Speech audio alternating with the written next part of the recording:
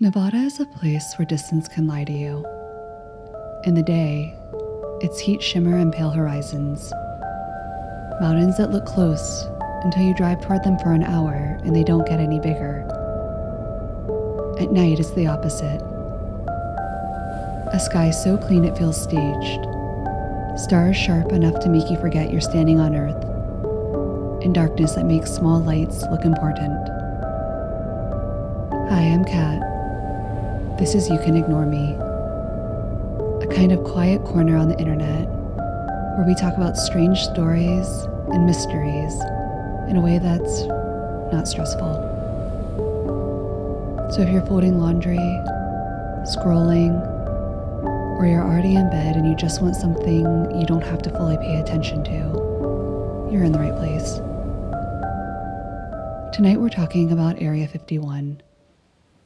A real location with real secrecy, and that this whole second life it has as a legend. And it's one of those topics where even the normal explanation is still pretty weird. Groom Lake is a dry lake bed in Nevada, surrounded by restricted airspace and miles of desert. The name Area 51 is not the only name tied to it. People call it Groom. They call it Dreamland. They call it the box. They call it a place that does not answer questions. If someone wants to approach it without crossing a line, the approach usually starts on public roads. Long stretches of pavement, hard to miss warning signs about restricted areas, and side roads that look like they were made for trucks, not tourists.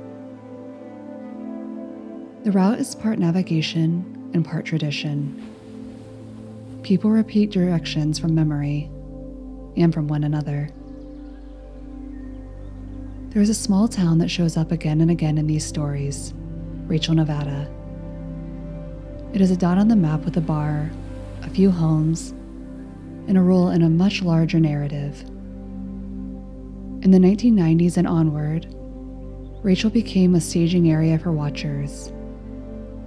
They came with cameras, scanners, notebooks, and coolers. They came with a claim they wanted to test, or with no claim at all, only curiosity about what moved in the sky above the test range. The watchers learned the geography by name. Tikaboo Peak became a favored viewpoint because it is on public land and high enough to see a distant portion of the Groom Lake area. Freedom Ridge and other ridgelines entered the same vocabulary. Places where a person could stand legally and still point a lens toward the same basin that seemed to attract secrets. There was also a landmark that became less official and more famous, a mailbox along the highway. For years it was known as the Black Mailbox, even when the paint changed, and even when it was no longer black. It became a meeting place, a bulletin board covered in stickers and graffiti, a place where people swapped rumors and radio frequencies, and a place where someone might claim they had seen lights moving in a pattern that did not match any aircraft they knew. From the highway, there are dirt roads that lead toward the boundary. The boundary is not a single fence line you can follow for hours. It is marked in pieces, with orange posts and signs that warn against trespassing. In many retellings, the signs become part of the story on their own. The mention of lethal force, the language that sounds more final than a normal no trespassing notice. A person can stand outside the line, read the sign, and still know very little about what is beyond it. The lore often adds a detail: the perimeter security, white trucks, guards in camouflage, cameras, motion sensors. People who linger are noticed. In the community, the guards earned a nickname, and the nickname spread because it made the unknown seem easier to talk about. Some visitors go for the sky, others go for the ground. A certain type of story centers on a road that appears on maps and then stops. Another type centers on the sound of jets over the valley.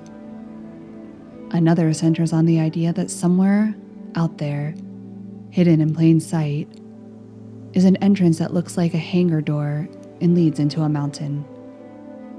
The place does not provide answers, so the stories do.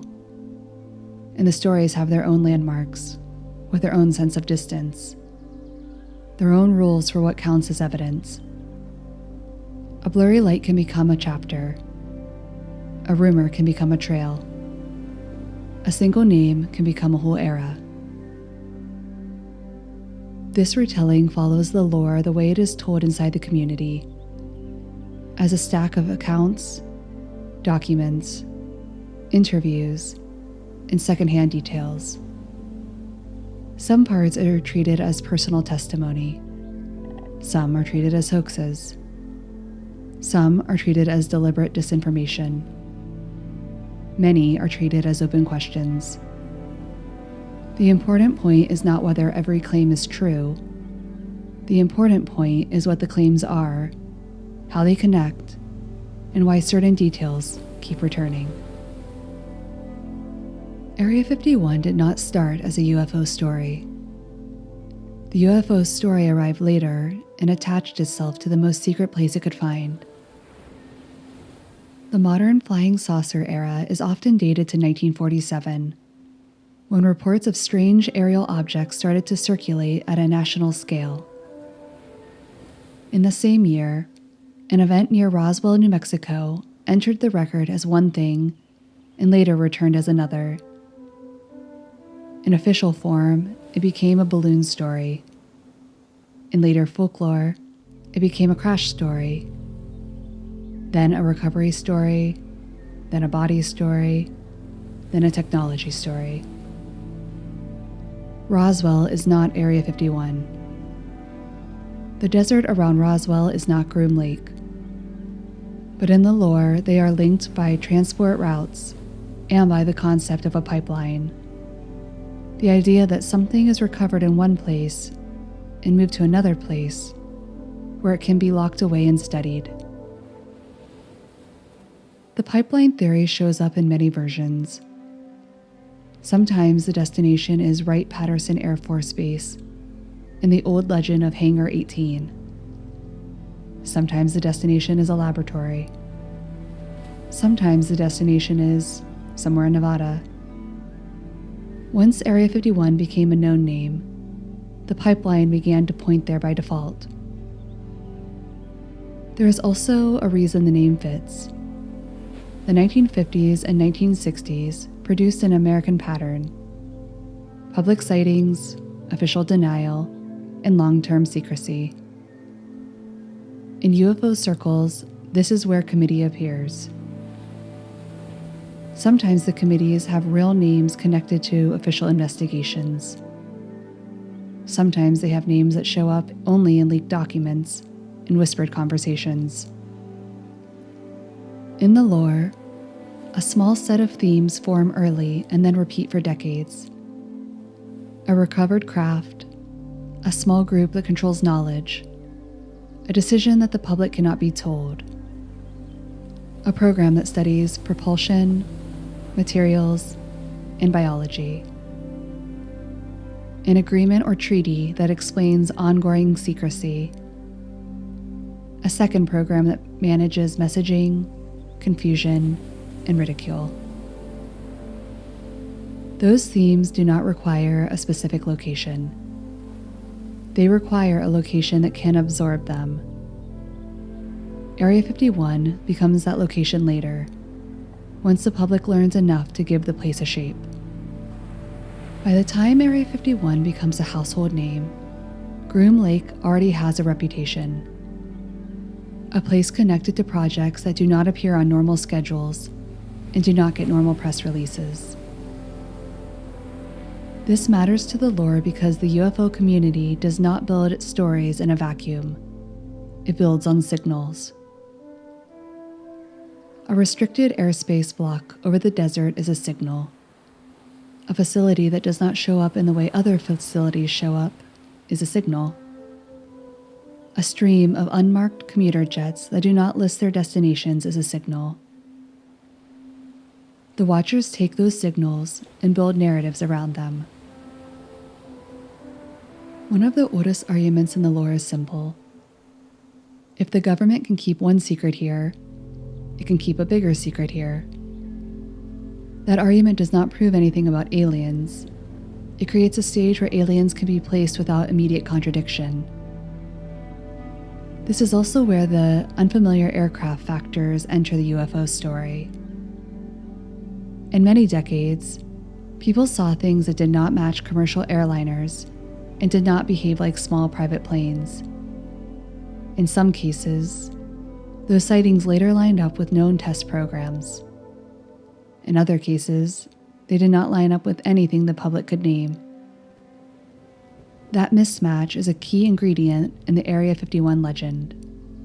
And then there is a phrase that keeps showing up: reverse engineering. It is a phrase that implies a recovered object and a long-term effort to pull it apart, understand its principles, and rebuild it. Once reverse engineering becomes part of the Area 51 story, the location stops being only a test site. It becomes a workshop, a laboratory, and in some tellings, a museum. This is the point where a person can talk about Groom Lake without talking about any specific craft. The secrecy becomes the story. The base becomes a placeholder for whatever the community needs it to hold. No account of the Area 51 lore is complete without the documents that claim to explain everything and end up explaining almost nothing. The Majestic 12 documents appear in the story as a master explanation. They present a picture of a secret committee formed to manage the recovery and study of non-human technology. They include names, dates, and language that sounds like official bureaucracy. For believers, they provide structure. For skeptics, they provide a lesson in how easily structure can be forged. Even people who doubt the documents often admit that the documents shaped the community. They created a vocabulary: MJ-12, controlled groups, special access, compartmentalization, retrieval teams, and a level of classification so high it sits outside normal oversight. In the late 1980s, this paper trail crossed into mainstream television. A widely seen broadcast packaged the majestic theme, the crash retrieval idea, and the suggestion that a secret site in Nevada had something to do with the story. For a large part of the audience, this was the first time the phrase Area 51 was paired publicly with the idea of aliens. The important detail for the folklore is not whether the broadcast was accurate. It is that the broadcast gave the story a shared reference point. It told viewers that a secret place existed, that the secrecy had an explanation, and that the explanation might be non-human. After that, the story gained a fixed location name. Long before social media turned rumor into a tap away, the Area 51 story traveled through photocopies, phone calls, and early computer networks.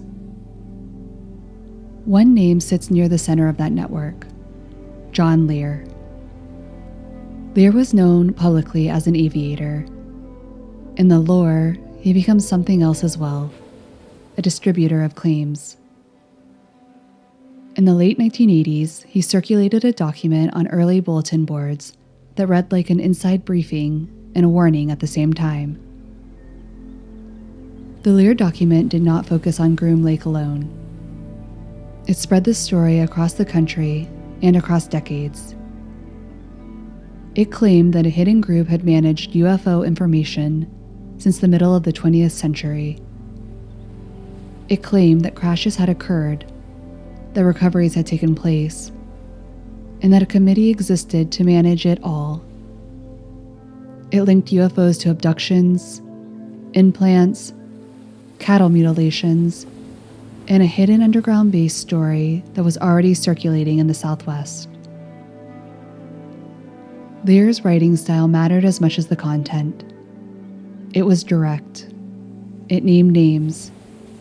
It offered numbers and dates. It treated the whole subject as a matter of hidden policy, not a fringe curiosity. In the folklore, Lear also plays a second role, the connector. He was a person who knew the geography around Nevada test ranges, and who had the kind of social confidence that turns a rumor into a trip. In the spring of 1989, Lear took a journalist from Las Vegas toward the edge of the restricted range. That trip matters because it is often treated as the moment a long-running desert mystery gained a narrator who could broadcast it. George Knapp is one of the main characters of Area 51 lore, not because he claimed to see an alien body, but because he took the claims seriously enough to put them on television. In Las Vegas, Knapp was known as an investigative reporter. The Nevada test site and ranges to the north were part of the region's backdrop, and the region had its own relationship with secrecy.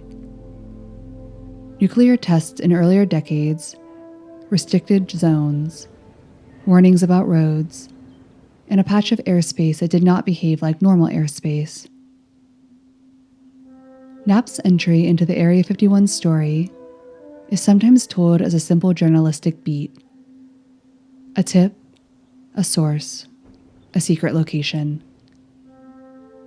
It is also told as a turning point for the broader culture. Once a local reporter with a recognizable face and a steady tone put the story on air, the story becomes easier to repeat. The lore sometimes treats Knapp as a gatekeeper who opened the gate.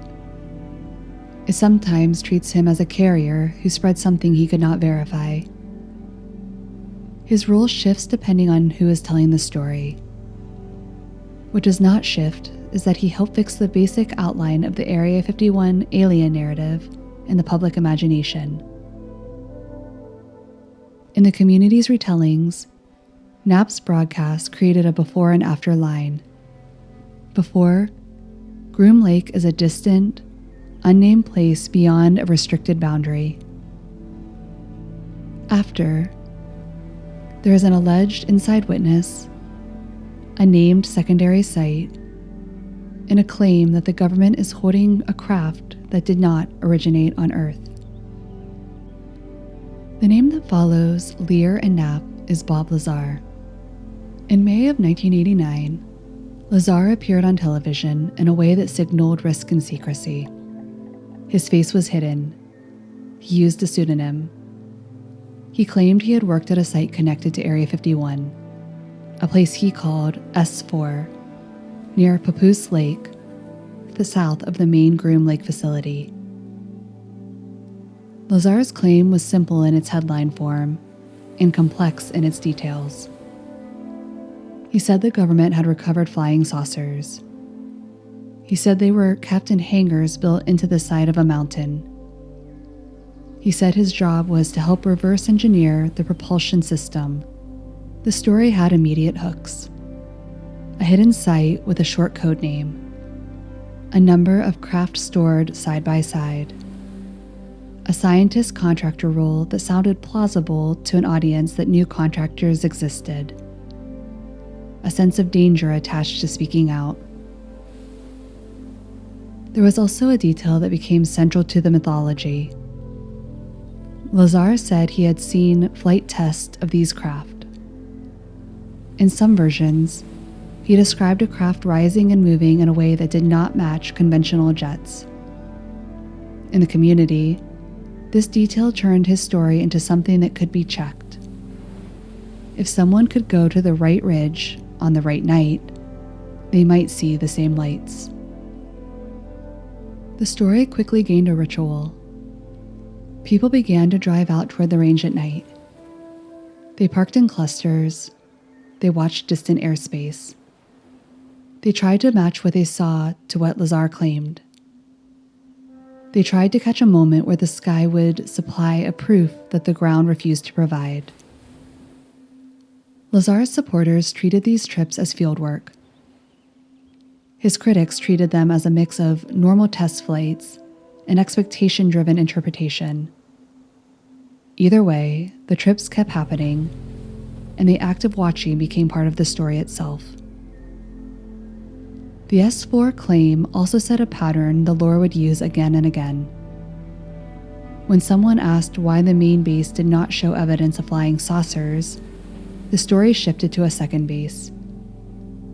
When someone asked to see S4, the story shifted underground.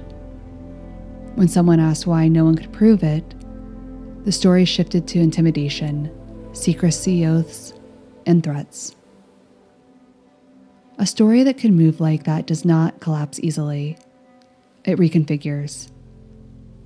Lazar's first appearance did not end the mystery. It gave it a map with new labels. In the core version of Bob Lazar's account, S4 is not a separate base with its own runway and town of buildings. It is a small, hidden complex cut into terrain near a dry lake bed. The hangar doors, he said, were made to blend with the slope so the facility would look like rock and dirt from a distance. Getting there, in his telling, required layers of procedure. He described being transported on a bus with blacked-out windows. He described a workday that began with security checks that were not just about badges and fences, but about access to specific hallways and rooms. Some details became signature details, repeated across interviews and retellings. One is the hand scanner. Lazar said that instead of a normal badge swipe, he had to place his hand into a device that measured the bones and proportions of his fingers and palm. In the lore, this scanner becomes a kind of prop. A detail that sounds too specific to be invented, and therefore, to some listeners, must have come from a real facility. In other tellings, it becomes a symbol of how one striking image can anchor a larger story. Another is the way he described the work culture. He did not describe it as a giant team of hundreds. He described it as small groups, separated by specialization, limited in what they were allowed to talk about. He described being paired with another person, working on a narrow part of a system without being told the whole. This fit an existing idea inside the community, that the real secrets are not protected only by fences, but by compartmentalization. Lazar said he saw multiple disc-shaped vehicles inside the hangars. He described them as compact, not the towering motherships of science fiction. He described a surface that did not show seams or rivets. He described an interior that looked more like a finished product than a rough prototype, with seats and a layout that implied a specific operator and a specific body size. He also described what, in his account, made the vehicles truly alien: the absence of familiar engineering. No obvious wiring, no panels full of switches. Controls that were not built around human assumptions. In one of the most repeated pieces of his narrative, he called one craft the sport model. The phrase itself became part of the myth. It suggested that among recovered craft, there were different types and different purposes, and that this one looked like a smaller, sleeker version of something larger. Once that image settled into the culture, it created a reference point that later claims would circle. When other alleged insiders talked about discs, they were often compared to Lazar's sport model, even when the other accounts had different timelines and different details. Lazar's story does not rely only on sightings and secrecy. It relies on an explanation of how a saucer could work. In his telling, the propulsion system was not based on jets, rockets, or propellers. It was based on gravity. He described a device that produced a field and a set of amplifiers that could focus it. He described a mode of flight where the craft did not push air back, but instead fell toward a certain point, pulling space toward itself. The fuel in his account was a heavy element he identified as element 115. He said it was stable in a way that element 115 on the periodic table was not known to be in public science at the time. In the lore, this detail became a recurring debate, whether naming an element before it was formally recognized counts as a kind of prediction, and whether any later discovery has anything to do with the stable isotope he described. He said the element sat in a reactor that produced energy through a process he characterized as far beyond contemporary technology. His interviews often describe this in terms that are not textbook physics, but the community repeats the gist. An exotic fuel, a reactor, and a conversion of that energy into a controllable gravitational effect. There is also a claim that keeps returning in the background of his story, that he had physical evidence. Some versions say he acquired a small amount of the element. Some versions say he kept it. Some say he lost it. Some say he never had it. The claim persists because it offers a simple resolution. If anyone ever produces a sample that can be tested, the story changes. But the lore does not provide that moment.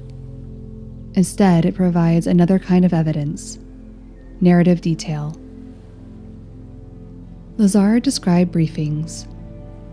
He described reading documents that presented the project as long-running and larger than a single site. In some retellings, the briefings included statements about the origin of the craft, about a place among the stars, about earlier recoveries, and about contact with non-human beings. In other retellings, the briefings were more limited. Technical notes, cautions, and a history of crashes and retrievals. One particular claim repeats so often it becomes part of the standardized version, that the briefings described Greys, and described them as involved in some way, either as the original builders of the craft or as beings encountered by the program. That claim sits alongside a second claim, also common, that a document described religion as a form of control, suggesting that whoever wrote it was offering not a scientific note, but a worldview. These document claims are difficult to separate from the way lore evolves. Once a few details are established, later retellings can add more without obvious friction. The story becomes not only Lazar's story, but a shared template. The Area 51 community has long-running divisions, and Lazar's story is one of the main fault lines. Supporters argue that the consistency of his narrative, the specificity of certain details, and the way some of his statements seem to match later public knowledge add up to credibility.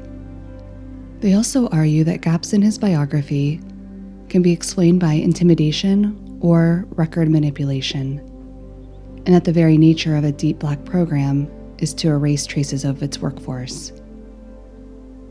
Critics argue that the same elements can be explained without aliens. A hand scanner can be a remembered detail from somewhere else, or a detail picked up from photographs and repurposed. A consistent story can be rehearsed.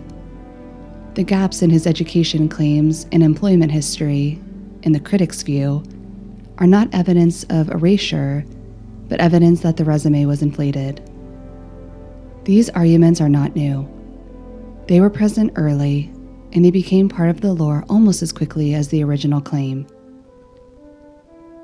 The controversy helped in one specific way. It kept the story in motion. A story that everyone agrees on stops being discussed. A story that splits people into camps becomes something they return to, again and again, with new interviews, new documentaries, and new attempts to settle the account. Over time, a Lazar industry formed around the narrative. Films and interviews revisited the story. Researchers tried to trace records. Supporters compiled timelines. Skeptics compiled contradictions. The same small set of images traveled through new media. The hidden faces on the first broadcast, the idea of S4 at Papoose, the sport model, the hand scanner, the phrase Element 115. By the time a new generation encountered the story online, it arrived with two sets of supporting material built around it. One designed to show it is true, and one designed to show it is not. In the middle of that argument is a simpler fact that matters to the folklore. Lazar tied Area 51 to aliens in a way that could be repeated in a single sentence. That sentence moved further than any detailed explanation ever could. And once the sentence moved, the desert gained a permanent second identity.